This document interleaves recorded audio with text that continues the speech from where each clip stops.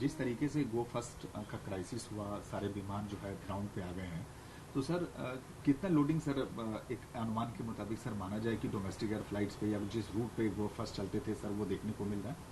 देखिए, ये कहना तो बहुत मुश्किल है क्या परसेंटेज होगा, क्योंकि वो सेक्टर टू सेक्टर डिपेंड करता है। खासतौर पे जो पीक सीजन है, जो पीक सेक्टर्स हैं, उन पे जो है ज़्यादा बढ़ता है, और जिन सेक्टर्स पे कम दबाव होता है उन पे। और दूसरा क्या है कि जहाँ जहाँ गोएर उड़ान भर रही थी और वहाँ जो कैंसिलेशन हुए उनका असर होगा। ये कोई सिस्टम वाइज नहीं है। ये नहीं है कि गोएर उन सारे सेक्टर्स पे उड़ान भर रही जहाँ दूसरी एयरलाइंस भर रही। बहुत से ऐसे सेक्टर्स हैं जहाँ वो नहीं थे, तो उन पे उतना प्रभाव नहीं होगा। पर इस तरह की सिचुएशन में अमूमन 20 से 25% फेयर इंक्रीज जो है वो एक मामूली बात होती है। सर एक बड़ा सवाल है कि आज जिस तरीके से सर मणिपुर में हिंसा हुई या गो फास्ट का क्राइसिस हुआ, जब भी सर कुछ इस तरह की घटनाएं देखने को मिलती हैं तो एयर फेयर सर अचानक बहुत बढ़ जाता है। जैसे सर आज सर अगर मणिपुर से किसी को दिल्ली आना हो तो अगर हिंसा से पहले के टिकट प्राइस और अब में सर कई गुना का अंतर होता है। इसको देखते हुए सर पार्लियामेंट की स्टैंडिंग कमेटी ने आज सिविल एविएशन मिनिस्ट्री के अधिकारियों को भी बुलाया है कि क्या कोई बीच का रास्ता निकल सकता है। सर मैं आपसे समझना चाहता हूँ, क्या सरकारी रिप्रेजेंटेटिव, मिनिस्ट्री और सब मिलके क्या कोई ऐसा रास्ता निकल सकता है कि कोई मिनिमम और मैक्सिमम सर कैपिंग हो जाए, जिससे एयरलाइंस को भी नुकसान ना हो और पैसेंजर के भी हितों का ख्याल रखा जा सके? आप सर क्या समझते हैं? देखिए, सबसे पहली बात तो कि जब आप उसको डीरेगुलेट कर देते हैं तो ऐसे में आप एयरलाइंस को बाध्य नहीं कर सकते कि वो क्या फेयर स्ट्रक्चर अपना रखें, क्योंकि डीरेगुलेशन का मतलब होता है कि आपने सब तरह के कंट्रोल्स खत्म कर दिए।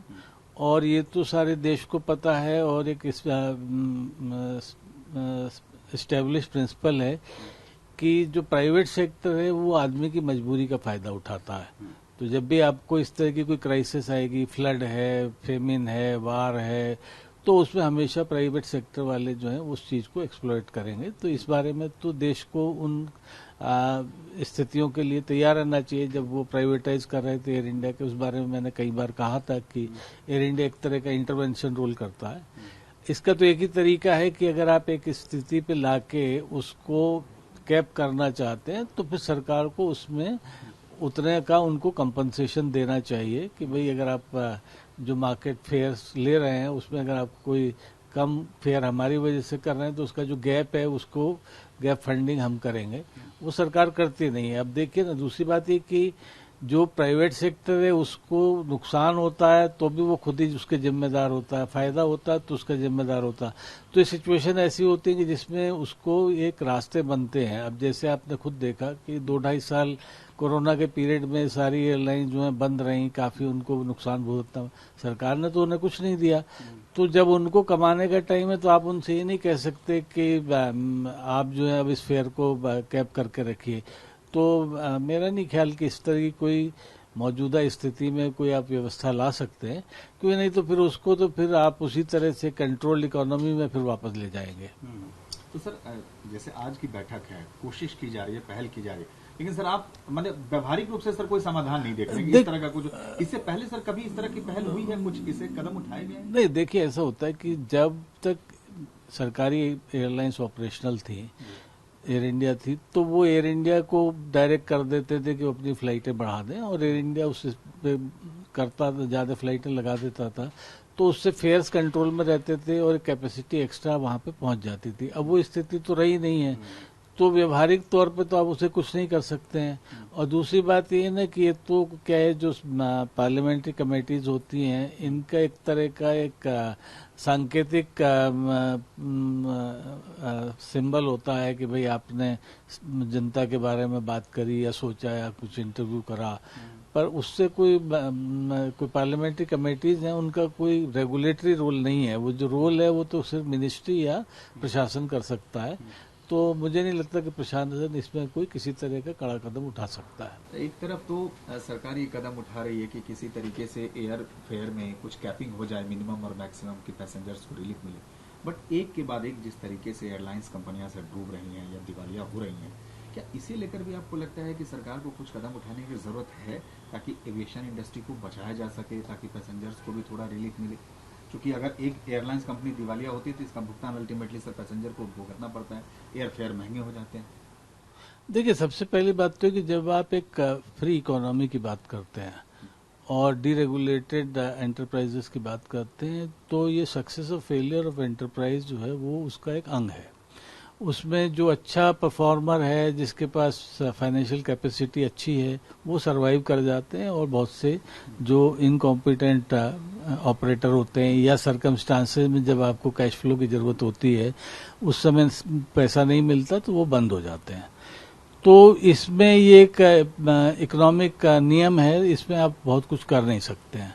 सरकार का जहां तक सवाल है, वो सबसे बड़ी प्रॉब्लम हिंदुस्तान की सरकार की है कि यहाँ का जो हमारा ऑपरेटिंग एनवायरनमेंट है, जो कॉस्ट स्ट्रक्चर है, वो दुनिया में सबसे महंगा है।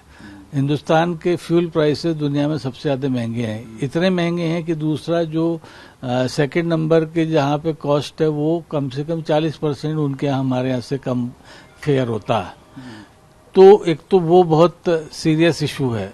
दूसरा इशू क्या है कि जो हमारी बाकी कॉस्ट हैं, अब आप देखिए कि जब भी कोई इशू आता है तो सरकार जो है नए टैक्सेस ले आती है, कभी आप यूडीएफ ले आते हैं, कभी एडीएफ ले आते हैं। तो दिक्कत क्या होती है कि आप वो लोडिंग जो है टैक्स की और उसकी अपने बजटरी डेफिसिट को पूरा करने में जो है उसे बढ़ाए जा रहे हैं, तो उससे जो एयरलाइंस की वायबिलिटी है वो और खत्म हो जाती है। पहले क्या होता था कि भाई जब फेयर बढ़े तो सरकार ने मान लीजिए फ्यूल के दाम कम है तो उनको कम करा, तो जब नेचुरल रिडक्शन आता था प्राइसेस में तो उस टाइम एयरलाइंस को गैप मिलता था। आज की डेट में सरकार उल्टा कर रही है, जैसे ही वो फेयर मतलब फ्यूल प्राइसेस कम होते हैं वो टैक्सेशन बढ़ा देते हैं ताकि उससे जो है यूजर को बेनिफिट ना हो पाए। और ये कोई खाली एविएशन की प्रॉब्लम नहीं, ये सारी इंडस्ट्री की और कॉमन आदमी की दिक्कत है कि वो जब अंतर्राष्ट्रीय दाम बढ़ते हैं तो उसके फ्यूल के दाम महंगे कर देती है सरकार या एयरलाइंस कंपनी है, और जब कम होते हैं तो उनको जो है उसमें टैक्सेशन बढ़ा के उसको आप बेनिफिट को पास ऑन नहीं करते, तो उससे सारी इकोनॉमी सफर कर रही है। तो मेरे अपने ख्याल से सरकार को उस अप्रोच को बदलना होगा। देखिए, पहले तो मैं आपको ये बताऊं कि एज अ ट्रैवल एजेंट मैं ये मानता हूं कि लो कॉस्ट का कोई कॉन्सेप्ट नहीं है, कि जब भी कभी कोई पीक सीजन आता है तो जो किराया होता है वो लो कॉस्ट के मुताबिक नहीं होता है। जब नॉन पीक सीजन में लो कॉस्ट कैरियर दिल्ली से बम्बई का किराया अगर 3500 रुपये बेचती हैं तो पीक सीजन में वो 20,000 भी बेचती हैं। जहां तक गो फर्स्ट का सवाल है, गो फर्स्ट का ग्राउंड होना रातों रात बहुत दुर्भाग्यपूर्ण स्थिति है सिविल एविएशन इंडस्ट्री के लिए, और लोगों का विश्वास एडवांस परचेज से डगमगाया है, और एकदम इससे हालत इसलिए ज़्यादा खराब हुए हैं कि बहुत लोग डोमेस्टिक और इंटरनेशनल अनेक सेक्टरों पे फंस गए हैं। जो लोग ट्रैवल कर चुके थे, जिनकी वापसी की यात्रा थी, क्योंकि गो एयर विदेश में भी यात्रा कर रहा है और देश में भी ऐसे ऐसे सेक्टरों पे यात्रा कर रहा है, बुकिंग कर रखी है उसने जो कि दुर्गम स्थानों में है, जैसे कि दिल्ली से लेह वो अनेक बार जाता है, दिल्ली से श्रीनगर है, दिल्ली से बागडोगरा है, जो हमारे सारे टूरिस्ट स्पॉट हैं। और मई और जून आप जानते हैं कि हमेशा पीक सीजन होता है, तो गो एयर ने पीक सीजन में रातों रात उसको बंद करके, एक तो जो लोग ऑलरेडी ऑन टूर थे उनके लिए दिक्कत खड़ी हो गई, ट्रैवल एजेंट्स के लिए तो दिक्कत हमेशा से ऐसी स्थिति में आती ही है, और उन यात्रियों के लिए सबसे ज्यादा समस्या है जो वहां पर अटक गए हैं। लेकिन मेरा सवाल यह है कि गो फर्स्ट जी की बंद होने से जी अगर हम प्राइस हाइक, टिकट पे कितना असर पड़ा? टिकट पे बहुत फर्क पड़ा है साहब। मैं आपको बताऊं, अगर मैं आपको अपना डाटा दिखाऊं तो शनिवार को बॉम्बे से दिल्ली का किराया 30,000 में भी टिकट नहीं मिल रही थी। लेह से दिल्ली की कोई भी टिकट इस समय 12 से 15,000 के बीच में मिल रही है, जो नॉर्मली टिकट 7, 8, 9,000 में मिल जाती है। आप ये मान के चलें, मैं ये मानता हूं इस समय कम से कम 50% से ऊपर की हाइक है। एक दिन में जब ये बंद, जिस दिन ये सूचना आई थी और उसके बाद दोबारा से 75% की हाइक हुई, जब इसने कहा कि हम 5 से 9 कर रहे हैं और इसने 9 से 12 कर दिया है। और हमें तो कल पता चला है कि पूना में कुछ लोगों ने रिफंड प्रोसेस किया था तो उनको क्रेडिट शेल में पैसा दिया है एयरलाइंस ने, जिन्होंने डायरेक्ट एयरलाइंस की वेबसाइट पर बुकिंग करी थी। अभी ट्रैवल इंडिया को तो पैसा कोई आया नहीं है, पर जो कुछ यात्रियों से बात हुई तो उनको क्रेडिट शेल में पैसा आया है कि आपको ये क्रेडिट शेल यूज करना है उसी एयरलाइंस पे। जब एयरलाइंस चले नहीं तो वो यूज भी कैसे करेगा? जब उसने पैसा ले रखा है तो उसको पैसा रिफंड करना चाहिए। बिल्कुल, चूंकि मैं जब एयरपोर्ट पे गया था तो मैंने देखा था कि जो यात्री जा रहे थे जी उनको उनके टिकट पे गो फर्स्ट का सील लगा के और उनको लिख के दे रही थी कि amount will be refunded in a week. लेकिन अब तो किसी वो तो डीजीसी ने भी डायरेक्शन जारी करी है कि आपको 7 दिन के अंदर पैसा रिफंड करना है। गो एयर ने जो सबसे पहले, अगर आप उसका ट्वीट देखेंगे, जो 2 तारीख का ट्वीट, उसमें भी लिखा है कि हम 7 दिन में पैसा रिफंड करेंगे, पर उसने कोई रिफंड नहीं दिया है सर। 2 तारीख से आज हम 8 तारीख पे आ चुके हैं, अभी तक उसने कोई रिफंड प्रोसेस नहीं किया है। और उसने लगातार वो अपनी फ्लाइटों को ग्राउंडिंग का समय बढ़ा रही है। पहले उसने 3 से 5 किया, फिर 3 से 9 हो गया, अब 3 से 12 हो चुका है। अभी तक उसका कोई प्लान नहीं उसने डीजीसी को नहीं दिया है हमारी जानकारी में। नहीं उसने किसी, जो travel agent association of India है, travel agent federation of India है, आईटो है, टाई है, जिसने जितनी भी हमारी एसोसिएशन है ट्रैवल एजेंट्स की, उसके साथ भी उसने कोई शेयरिंग नहीं की है कि हमारा कोई जो प्लान बी होता है, भाई आप प्लान टिकट एयरलाइन चला रहे हैं, आपके साथ कोड शेयरिंग होती है, आपके साथ तो ऐसा कोड शेयरिंग होगी, किसी ना किसी एयरलाइन के साथ आपको टाइप करना चाहिए था, लोगों को एडजस्ट करना चाहिए। आपको ट्रैवल एजेंट जो आपके पार्टनर, आप उनको ट्रैवल पार्टनर्स मानते हैं ट्रैवल एजेंट्स को, आपने उनको भी कहीं पर विश्वास में नहीं लिया, आपने उनके साथ भी कोई कम्युनिकेशन नहीं किया। आप आए, आपने एक ट्वीट दिया और सब कुछ करने के बाद आपने ट्वीट के माध्यम से लोगों को जानकारी दे दी। ये कितना पैसेंजर्स के लिए कितना मुश्किल हो रहा है इस पीक सीजन में यात्रा करना। और मैं आपसे कुछ, जैसे मुझे पता चला कि जो मलेशिया कुछ विदेशी रूट पे, फॉरेन रूट पे भी ये ट्रेवल करती थी, तो वहां भी किराया डोमेस्टिक के साथ इंटरनेशनल फ्लाइट्स के कॉस्ट भी बढ़े। जी सर, जैसे ये फुकेट रेगुलर जा रही थी और आगे अगले 1 साल की बुकिंग खुली हुई है। आपने अगर ध्यान दिया हो तो अभी इन्होंने अप्रैल में सेल भी निकाली थी अपनी, गो फर्स्ट ने, सभी ने निकाली थी, खाली गो फर्स्ट ने नहीं निकाली, सभी ने निकाली थी। उस सेल में नवंबर 2023 तक की टिकटें बुक हैं। अब जब ये टिकटें बुक हैं तो आप मुझे बताइए उन टिकटों का होगा क्या। और जो ऐसे लोग हैं जो फुकेट जा चुके हैं, अब वो उनको वापसी की टिकट नहीं मिल रही है। जो इंडिगो की टिकट 10 से 12,000 रुपए की मिलनी चाहिए वापसी की, वो टिकट 20 से 22,000 में मिल रही है। और फिर वो वाया रूट लेके आ रहे हैं, वो बेचारे वहां से बैंकॉक जा रहे हैं, बैंकॉक से कोलकाता आ रहे हैं, कोलकाता से दिल्ली होके आ रहे हैं।